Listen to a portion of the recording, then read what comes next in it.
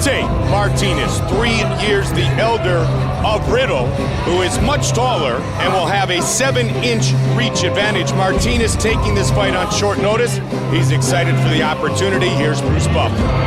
And when the action begins, our referee in charge, Herb Dean. Herb Dean, our referee for this welterweight matchup.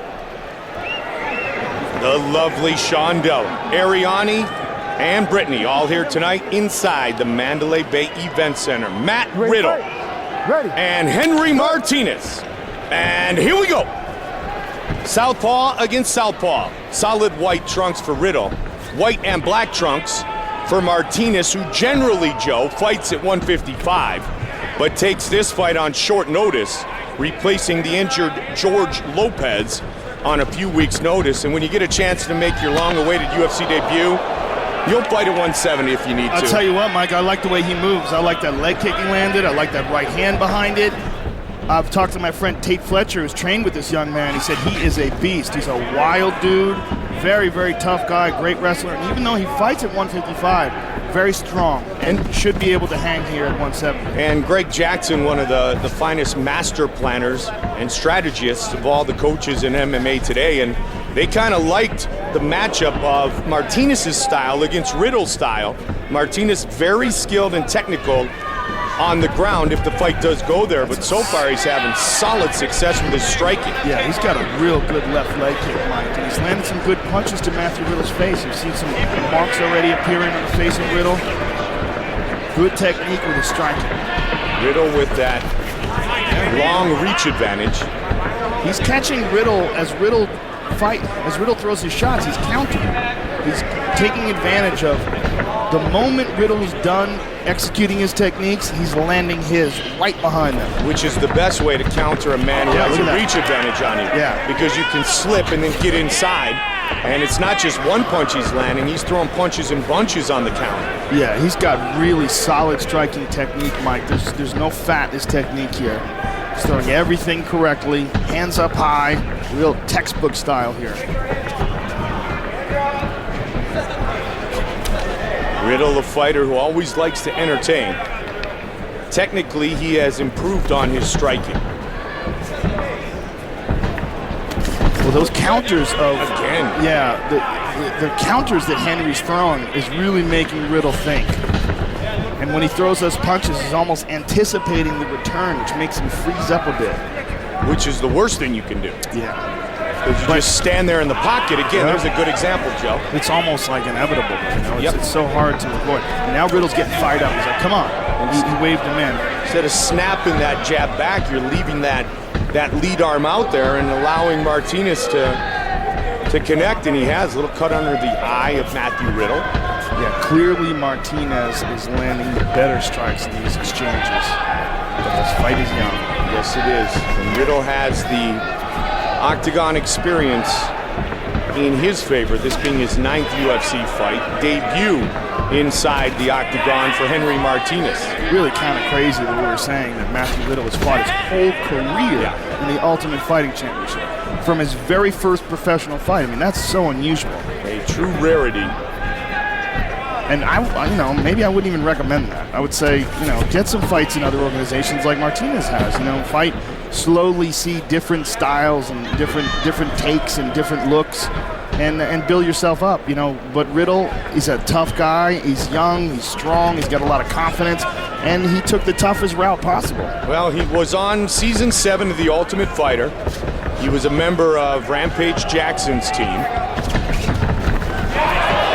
Big bunch of punches and bunches by Martinez. What Riddle needs to do, Mike, is not stop his attack. Instead of just throw 1 or 2 punches, then wait for Henry to return, just keep punching. Go forward. Catch him as he's trying to counter you. Vary your attack. Riddle was able to fight on the finale. He beat Dante Rivera. Then he won his next 2 UFC fights. It's hard to talk to somebody about going to fight somewhere else when they keep winning inside the octagon. True, and improving. Absolutely. Immediately went to Arizona Combat Sports after his time on The Ultimate Fighter. He has since trained back in his home state of Pennsylvania, and now most recently at the Throwdown Training Center right here in Las Vegas for this fight tonight against Martinez. Well, I like the adjustments he's made. He's made an adjustment defensively. He's recognizing when the punches are coming by Martinez. He's keeping his guard nice and high. And he's leaning in and getting under those shots a little bit better. Martinez has thrown double the amount of strikes to the head here in the first round, and he has landed nearly 60% of them. Final 10 seconds of the first round. Martinez again with that left leg kick. And again the counter, just missed on that knee to Matt Riddle.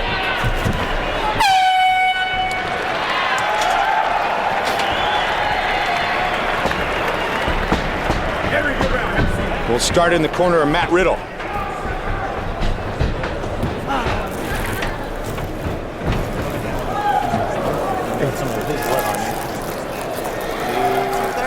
And don't be afraid to push this guy against the cage. You know what I mean? You know, you're good. You want some water? Yes, please. Deep rest, man. He's always going down the pace too. Yeah, he's slowing down. So, hey, remember to stay light on your feet, and then push this guy against the cage. You know what I mean? Get in, jab, and then push him against the cage.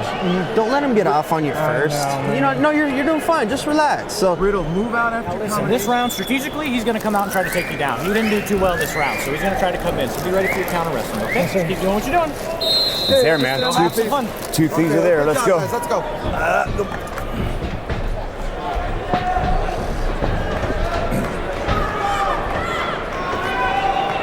Getting set for the start of the second round. Fight scheduled for 3 5-minute rounds.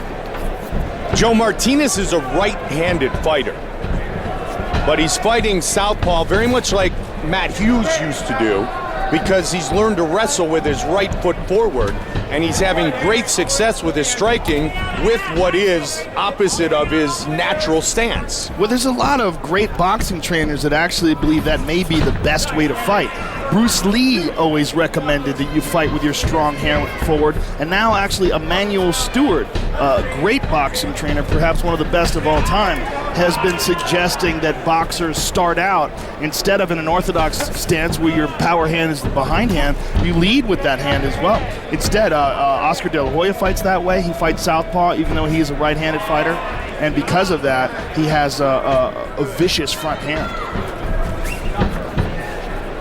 Now, it sure worked in round one. You know, it's an interesting thought, you know, that you throw many more punches with that front hand, especially in boxing. Martinez, a nice counter left. I'll tell you what, and like you said, every time Riddle pushes forward, he's getting hit 1, 2, 3, 4 times. Yeah, he tagged Riddle right there with a nice left hand.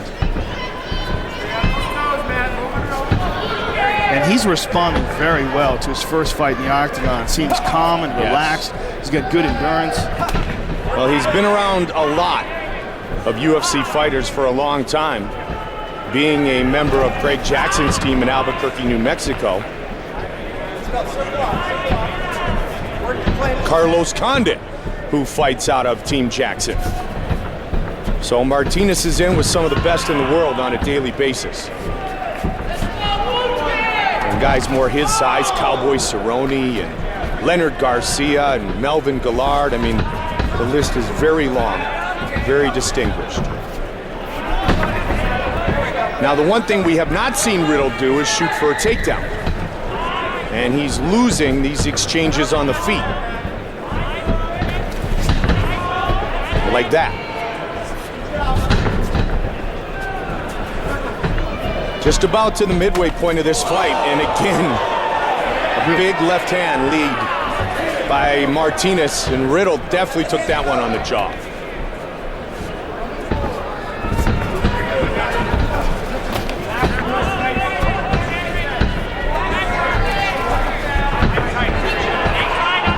Nearly 60 punches landed at the midway point of this fight for Henry Martinez. Amazingly, Riddle has landed less than 10. Neither guy with any takedown attempts yet. Both guys content to stand up and bang. Wonder for how much longer if you're Matt Riddle. There was at least an attempt to clinch by Martinez. And right at the end of that first round, Joe, is when Riddle looked to throw the knee, and that would have been the most significant strike in round 1 from Matthew Riddle.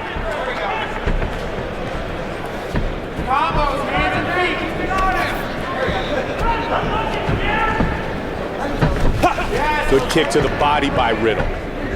Born in Allentown, Pennsylvania. Solid jab there by Riddle as well. 8th fight at welterweight. Competed at 185 on the Ultimate Fighter Season 7. Again, he goes that left kick to the body. Martinez counters nicely with the hands.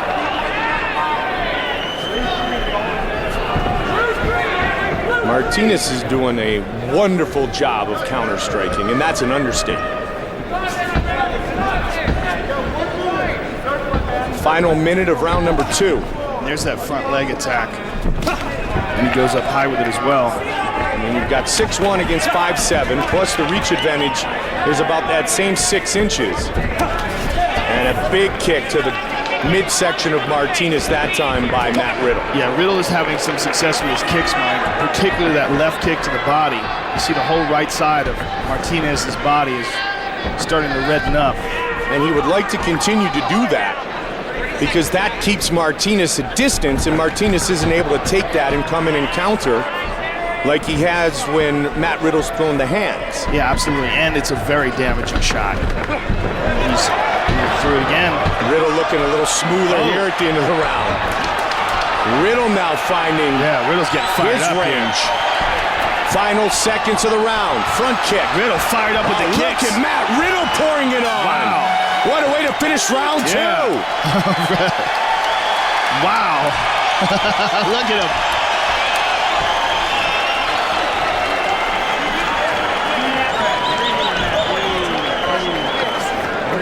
Matt, you're doing great when you kick and hit him every time you kick. Like, stop boxing. Kick boxing. Deep breath. Just relax. Swallow. You're good. Bring your heart rate down. Yeah, this is awesome. Okay, relax, buddy. This is it. This is your fight to take now. Now what I want you to do is every time you get close to him, clinch this guy. Get dirty. I know. Slipping. He's so I know. slippery. He is slippery. I know. Keep those hands up. Jab, jab, cross. He's slowing down. You got this round. And we need you to really... Second round could have been close. Probably got the first. Got to go with the second. We got to get this round, okay? We got this round. You want some water? Show me some heart, especially the last half of the round. You understand? You go hard. You win the round, Henry. Come on, All the way out, all the way in.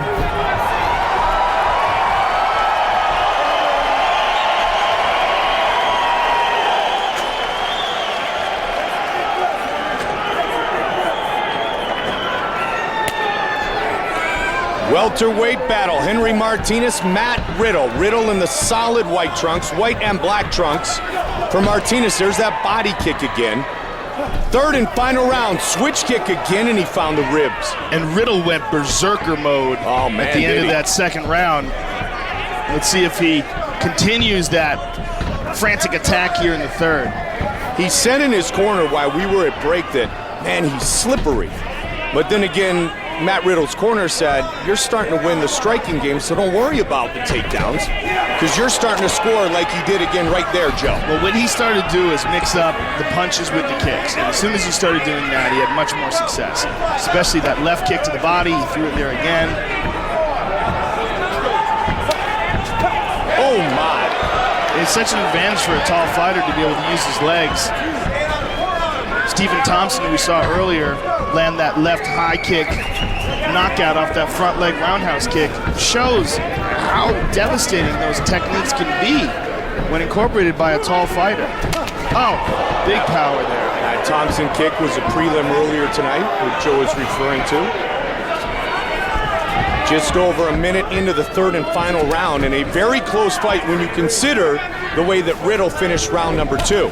And again, the kicks. Powerful leg kick there. He's really attacking with the kicking techniques here, and that really has made the big difference. He's attacking and he's keeping Martinez out of the range to counterattack, which Henry did so well early in this fight. Well, you can clearly see that this distance and this difference has frustrated Henry. Henry has lost a lot of his steam that he had going into that second round. I mean, Riddle has landed twice as many kicks as Martinez has even attempted.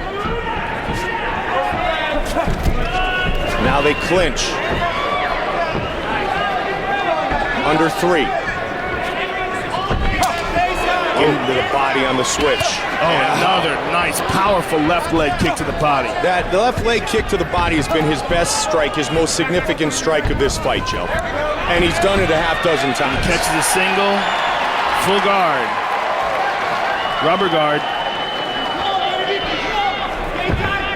Now he is very well skilled on the ground.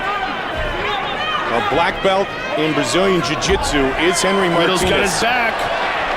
But this isn't good. Trying to get the hooks in. Trying to flatten him up. Sprawl your legs out. Flatten him out. Let him on his stomach. Grab his elbows. Sprawl your legs out. Here we go. Grab his elbows. Riddle's trying to flatten him out here now, trying to press down his hips, land some shots in. He'd like to adjust his weight back a bit, Mike. He's a little too high up on the shoulders, and he could slip off the back if Martinez can get back up to their feet. And Matt Riddle kind of felt it. He kind of gave it up, Joe. Wanted to keep control instead of falling off the front because he knew he was too high there. Oh! Head kick.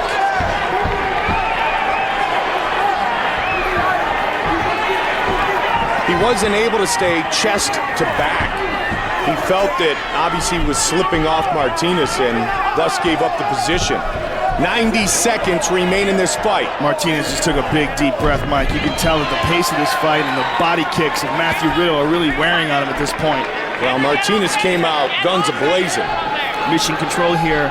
And this time he made sure that he didn't allow Matthew Riddle to step over his right leg. The reason why Riddle got his back is because even though he went to the mission control positions, which is where we attack with a bunch of different techniques, especially the omoplata shoulder lock, which he would maybe attempt on the right arm of Riddle. As soon as Riddle passed his right leg and went to side control, that technique was pretty useless.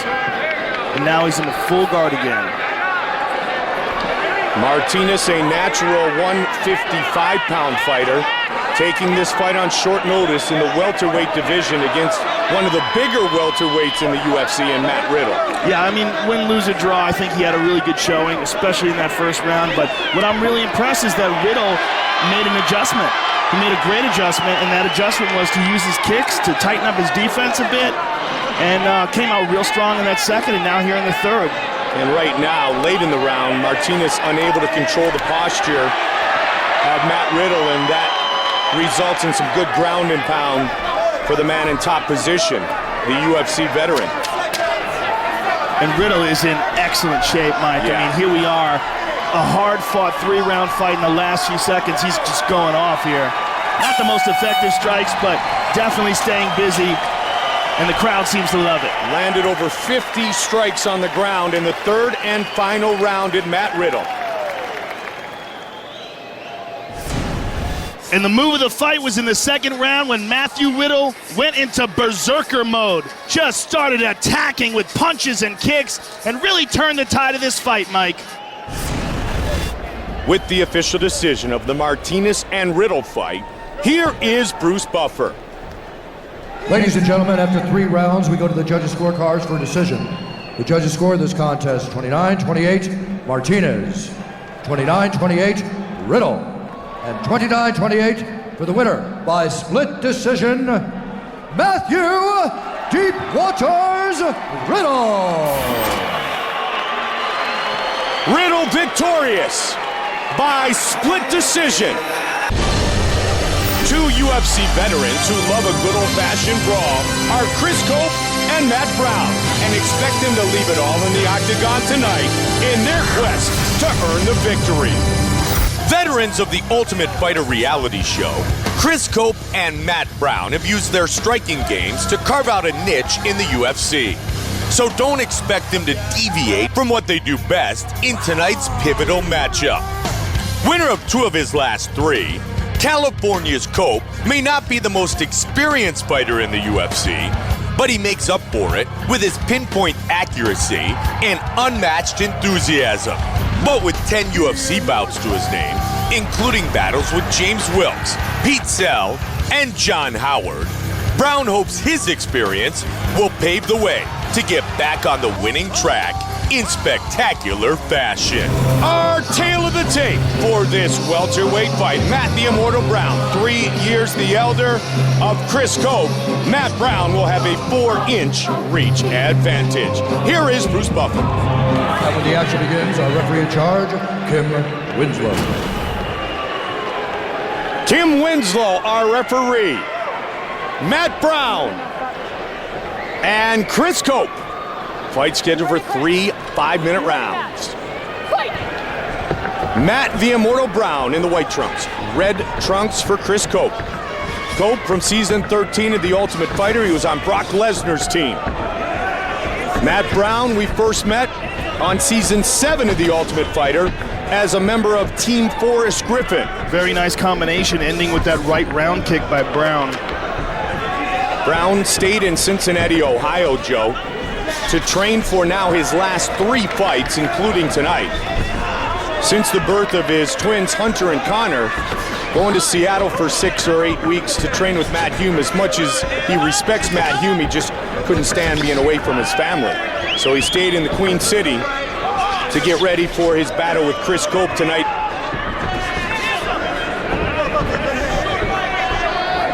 Cope trains in San Diego, California.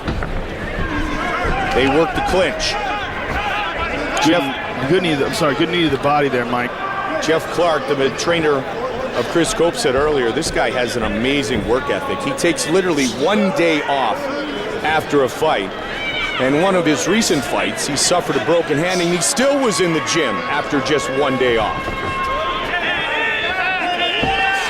And we saw great improvement from Chris Cope in between his time on The Ultimate Fighter, when he was eliminated by Ramsey Nijum, and in June of 2011 when he beat Chuck O'Neal on the season 13 Ultimate Fighter finale.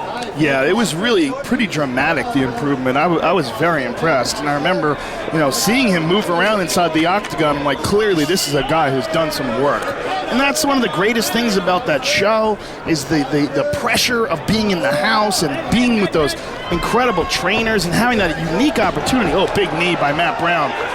It allows these guys to see the next level of the game and respond accordingly. And Chris Cope clearly responded accordingly and really improved. And in addition to the world-class training, oftentimes on The Ultimate Fighter, these are young fighters who would like to do this for a living. Nice takedown by Matt Brown. They would like to do this 100% of the time as a living, and they're able to do that for that 6 or 8 or 10 weeks, whatever length of the taping that is for a particular show, Joe. They're able to dedicate 100% of their time to just doing exactly that, being a mixed martial artist. Yeah, it's an amazing opportunity, not just for exposure, but also for just that alone, having that opportunity to be a full-time professional fighter. Often for these guys, it's the first time they've been able to do this. And then what they want to do is take that experience and become good enough and successful enough to continue to do it 100% of the time, which is what Matt Brown has been able to take advantage of in Cincinnati for many years. 2 minutes on the clock in the first round.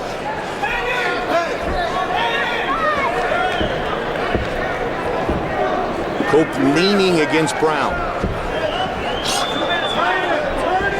A lot of head fighting here being utilized by Chris Cope, and he was controlling Brown for a moment with that head fighting and head control, but now Brown trying to slip down for the takedown. Nice wide base by Chris Cope. Good takedown defense here. The wide base forces Brown to look for a single.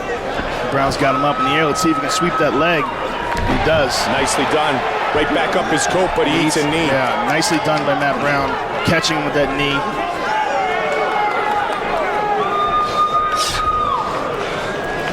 Good elbow by Brown over the top.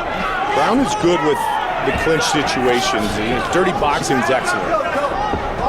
And he showed it there a second ago. I love his intensity. Yeah. I love that he just comes at guys and makes them fight. I've never seen a boring Matt Brown fight. No, I don't think it's in his DNA. I don't think it's possible for Matt Brown to be boring. Especially if you mess with his chew. Yes, don't do that. We learned that on the show. Yes, we did. Oh, nice how he faked the jab towards the face and then came with the hook to the body. Got to be careful not to telegraph that, though, and leave the side of your face wide open. Coach trying to get that rhythm back. You see him bouncing around again, trying to get that footwork back.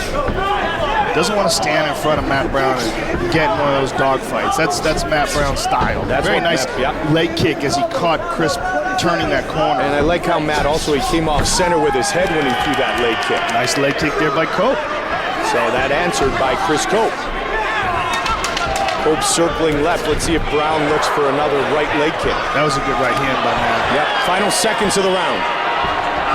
And the intensity starting to magnify.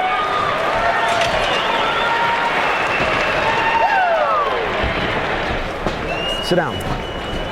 Mouthpiece. Deep breath. Look at me. Matt, the Immortal Brown. Listen, Matt, when you duck your head down and you punch him in the body, he's dropping his hand, so I need you to throw that overhand on his chin.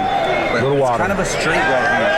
Okay, straight right overhand. Okay, it's hitting him a lot. Okay. Hey. So when you duck and hit that body, do it. And Combos. finish your kick, man. All right, we need some combos, no singles, okay? No back and forth stuff. Okay, you need to break the rhythm. You need to be first. Combos, Now, hands up and angles. Remember what we worked against the fence with that one underhook and the hand behind the head and knee? He's breathing heavy. Finish your punches, he's moving away. You Let's- just chop that leg. If you get him moving back, we Didn't can, like the first one. we can finish with When kicks he at the end of your dips his head- combos. When he dips his head, I need something short. I need you to hurt. One more big breath, one more big breath. Hands up. One more big breath. One more big breath. Cope, your cardio's great. He's tired. Jeff Clark, who we talked about earlier, commenting on Chris Cope's work ethic in the corner of Cope in the red trunks. Matt Brown with his team from Cincinnati. Scott Sheely's Iron Tiger in the Throwdown Training Center. Amongst the camps in which he has worked for in preparation for this battle. Kick to the body from Brown. And he disguised that kick behind the right hand, Mike. I like how he did that. Through the right hand, and then the kick was just shortly behind it. I mean, you talked about how Matt Brown likes a good old-fashioned dogfight. I mean, he even describes his style as technical brawling. And I think that's pretty darn accurate for Matt Brown. Well, you know, what he does is he takes advantage of that mental toughness that he has and the tenacity that he has, and he just incorporates it into his style of fighting. Overcame, Look at that. Yep, overcame a lot of challenges earlier in life, and Matt Brown is an example to everyone that if you keep looking to live your dream can come true, and his dream is to be doing exactly this full time. Being a professional mixed martial artist. This is 11th UFC fight. Just under 4 minutes on the clock now, round 2. They both look for the connection. And he got rattled. Big left hook. Big left hook to Cope. Cope's in trouble here. He's in big trouble. That's it. It's over. It's over. Matt, the Immortal Brown, finishes Chris Cope here in round 2. Cope is so badly hurt, Mike, he doesn't even know what happened. You okay? Just lay down just a minute, get your breath. Where are you? He's just now realizing what happened.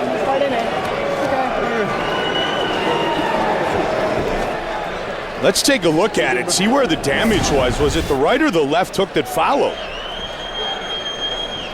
It was the right at hand. the ear, yep. You can see he's hurt there. And the left hook drops him. Joe, the right caught him right where your equilibrium goes out. And then here's a couple solid shots by Brown. And then you see at the end, Cope really had no idea what was going on, was wrestling a bit with referee Kim Winslow. Near the left hook drops him. Matt Brown, the right hand, caught Chris Cope right behind the ear, and he finishes with the left hook and some ground and pound with the official decision. Here is Bruce Buffer. Ladies and gentlemen, referee Kim Winslow has called a stop to this contest at 1 minute, 19 seconds of the second round, declaring the winner by knockout, Matt the Immortal Brown. All right, I'm here with the winner, Matt Brown. Matt, that was a classic Matt Brown performance. You put a lot of pressure on him in the first round, and it seemed like in the second you really started to find your range before you caught him with that right hand. And that's exactly what I need to be doing. I got away from who I am. I'm back. What do you mean by you got away from who you are? Your style? Yeah, some of my fights, I think I just wasn't fighting. Always learning new things, just always trying out new things, and this ain't really the place to be trying them out. So enough of that. Now back to Enough of that. Let's take a look at the classic Matt Brown style. Let's take a look at how you caught him here with this right hand. That's what got him in all sorts of trouble, and then you dropped him here with this left. You knew he was in big danger here. Yeah, my corner told me in between rounds, and I was kind of feeling it in the first round. His left hand was getting kind of low. Well, I got a right hand to knock out anybody, so I believe you'll see more of that. all right, well, can't wait to see more of that. Matt Brown, ladies and gentlemen, congratulations.